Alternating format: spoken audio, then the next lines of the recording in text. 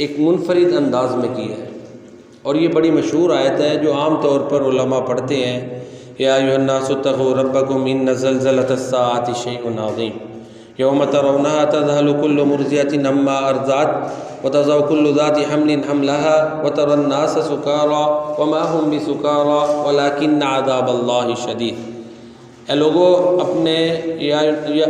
اپنے رب سے ڈر جاؤ، بے شک قیامت کا زلزلہ بہت بڑی چیز ہے۔ پھر ساتھ ہی اس کی اللہ تعالیٰ نے جو ہے نا شدت وہ بیان کی ہے کہ قیامت والے دن کی شدت کا عالم یہ ہوگا کہ ہر کوئی مدہوشی میں ہوگا اور ہر ایک کو اپنی فکر ہوگی، حتیٰ کہ ماں اپنے دودھ پیتے بچے کو بھول جائے گی۔ تو یہ سورہ الحج کا آغاز ہے۔ پھر اس کے بعد اللہ تعالیٰ نے قیامت کے قائم ہونے کی دلیل دی ہے کہ انسان جو اس کے بارے میں شک کرتے ہیں نا، یا ایھا الناس ان کنتم فی ریب من البعث، دوبارہ زندہ ہونے کے بارے میں، قیامت کے بارے میں جنہیں شک ہے وہ اپنی پیدائش پہ غور کر لیں، کس طرح اللہ نے انسان کو پیدا کیا ہے۔ تو جب انسان کو نیست سے ہست اللہ نے دی ہے، عدم سے وجود دیا، یہ کچھ بھی نہیں تھا۔ ایک وقت آیا سورہ دہر میں ہے کہ انسان کو قابل ذکر چیز ہی نہیں تھا، تو اللہ نے اس کو انسان بنایا۔ تو جس اللہ نے اس کو انسان پیدا کیا ہے وہ اس کو دوبارہ زندہ کر کے حساب کتاب اس کا لینے پہ قادر ہے۔ سورۃ الحج کا کچھ حصہ مکی ہے اور کچھ مدنی ہے، کیونکہ آپ کو پتہ ہے حج جو ہے وہ 9 ہجری میں فرض ہوا ہے، تو وہ تو مدنی دور کا اینڈ ہے جب حج فرض ہوا ہے۔ باقی اس کا مکی جو حصہ ہے وہ اس کی ابتدائی 2 رکوع ہیں اور آخری بھی 2 رکوع وہ مکی ہیں۔ باقی بیچ میں زیادہ تر جو مسائل جہاد کی اجازت کے مسائل اس میں بیان ہوئے، تو وہ ظاہر مدنی دور میں اللہ تعالیٰ نے عطا کی۔ حج کا تفصیل سے ذکر ہے سورہ حج میں، نام ہی حج ہے، تو اس حوالے سے یہ سورہ مکی اور مدنی دونوں کا مکسر ہے، کچھ آیات مکی ہیں کچھ مدنی، وہ میں وضاحت کر چکا ہوں۔ پھر کچھ لوگ ابن الوقت قسم کے ہوتے ہیں جو دنیا کے فائدے کے لیے جہاں فائدہ اس طرف چل پڑتے ہیں، تو اللہ تعالیٰ فرماتے ہیں کچھ لوگ ایسے ہیں، وَمِنَ النَّاسِ مَن يَعْبُدُ اللَّهَ عَلَىٰ حَرْفٍ فَإِنْ أَصَابَهُ خَيْرٌ اطْمَأَنَّ بِهِ وَإِنْ أَصَابَتْهُ فِتْنَةٌ انقلب عَلَىٰ وَجْهِهِ خَسِرَ الدُّنْيَا وَالْآخِرَةَ۔ کنارے پہ عبادت کرتے ہیں، اگر دین میں فائدہ ہو تو اس طرف آ جائیں گے، نہیں تو دین کو چھوڑ کے دوسری طرف چلے جائیں گے۔ تو ایسے لوگوں کی اللہ تعالیٰ نے خوب مذمت جو ہے نا وہ سورہ حج میں کی ہے۔ اور اسی طرح سورہ حج میں جو ہے اللہ تعالیٰ نے شیطان کے جو مختلف حربے ہیں کہ شیطان ایون کے انبیاء پر بھی اٹیک کرتا ہے، اللہ تعالیٰ ان کو اپنی محفوظ رکھتے ہیں، حالانکہ وہ معصوم ہوتے ہیں، ان سے بھی شیطان جو ہے نا ان پر بھی حملہ کرنے سے باز نہیں آتا۔ وَمَا أَرْسَلْنَا مِن قَبْلِكَ مِن رَّسُولٍ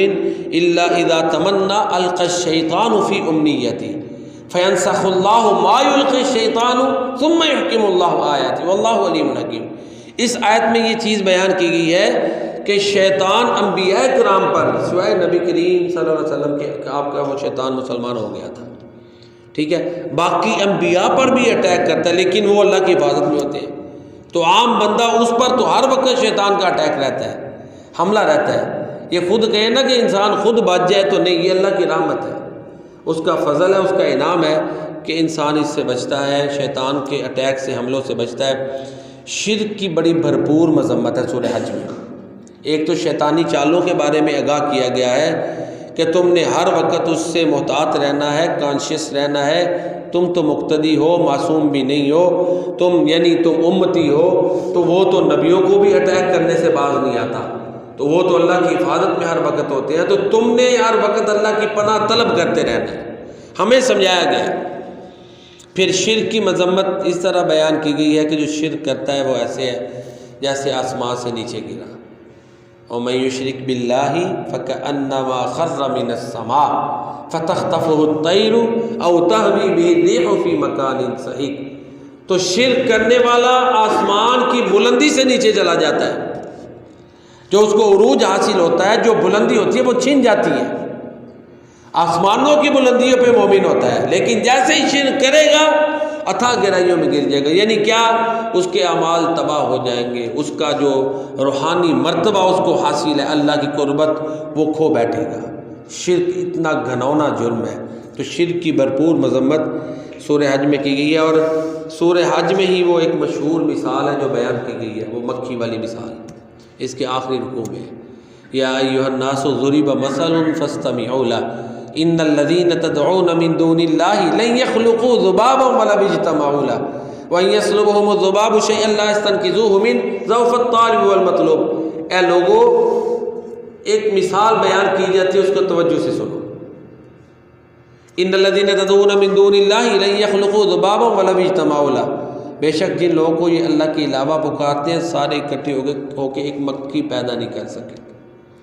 ایک مکھی نہیں پیدا کر سکتے۔ وَإِن يَسْلُبْهُمُ الذُّبَابُ شَيْئًا لَا يَسْتَنقِذُوهُ مِنْهُ، اور اگر مکھی کوئی چیز ان سے چھین کر لے جائے تو چھڑا نہیں سکتے۔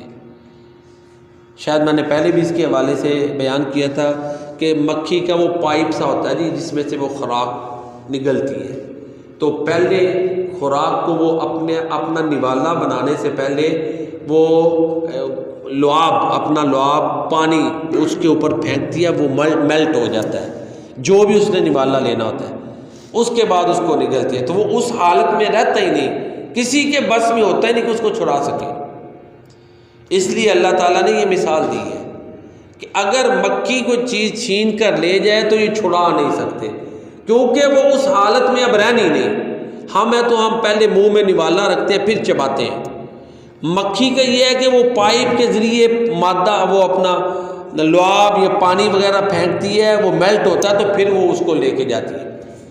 اپنے نگلتی ہے۔ تو اس لیے اللہ تعالیٰ فرماتے ہیں ضعف الطالب والمطلوب، طالب اور مطلوب دونوں ہی کمزور ہیں۔ اب دیکھیں نا، اس دور میں یہ مثال دی گئی، اب جب سائنس نے ترقی کی، انہوں نے خوردبینوں سے دیکھا، مکھی پہ ریسرچ کی، تو انہیں سمجھ آئی اور انہوں نے اب یہ تحقیقات بیان کی ہے۔ تو اللہ نے اپنی قدرت کی مثال سورہ حج میں بیان کیا، اور سورہ حج کے آخر میں پھر اللہ تعالیٰ نے مسلمانوں کو ترغیب دی ہے کہ وَجَاهِدُوا فِي اللَّهِ حَقَّ جِهَادِهِ، اللہ کی راہ میں جتنی کوشش کرنے کا حق ہے تم نے کرتے رہنا ہے، ٹھیک ہے؟ پھر اس نے تمہیں چن لیا ہے، اس نے تمہارا نام مسلمان رکھا ہے، هُوَ سَمَّاكُمُ الْمُسْلِمِينَ، ٹھیک ہے؟ تو یہ سورہ حج کے آخر میں توحید بھی بیان کی گئی ہے، مسلمانوں کو جو ہے وہ ان کا نام یاد دلا کے ان کو نیکی کی طرف ابھارا گیا ہے کہ مسلمین کا معنی فرما بردار، تمہارا نام ہی اللہ نے فرما بردار رکھا ہے، لہذا تم نے اللہ اور اس کے رسول کی فرما برداری کرنی ہے۔ تو اسلام نے، قرآن نے ہمیں مسلم اور مسلمین کا نام دیا ہے، اور اسی میں ہی یونٹی ہے۔ جتنا ہم زیادہ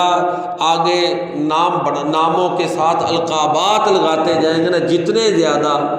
اتنی زیادہ ڈویژن ہوتی جائے گی۔ آج آپ دیکھ لیں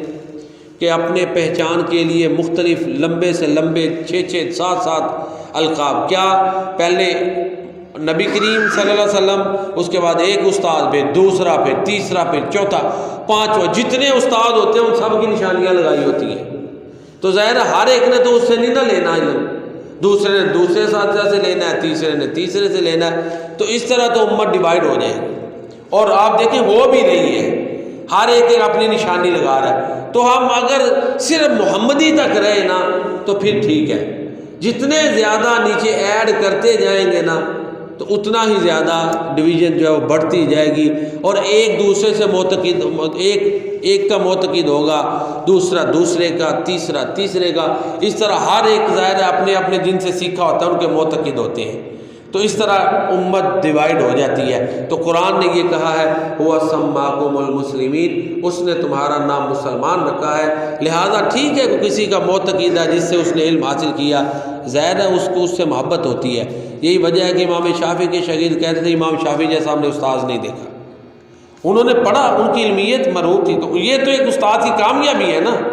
کہ شاگرد مانے کہ میرا استاد واقعی پڑھا سکتا ہے، تو یہی حال ائمہ کا تھا۔ تو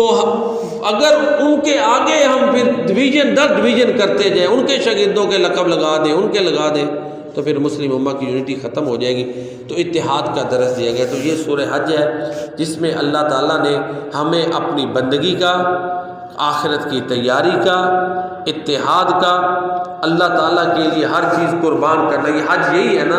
اس چیز کا سبق دیا ہے، شرک سے بچنے کا سبق دیا ہے، اور اللہ کے دین کے غلبے کے لیے کوشش کرنا، اس کا پیغام دیا ہے. اللہ تعالیٰ ہمیں ان چیزوں پر عمل کرنے کی توفیق عطا فرمائے. وما علینا الا البلاغ المبین. سبحانک اللہم رب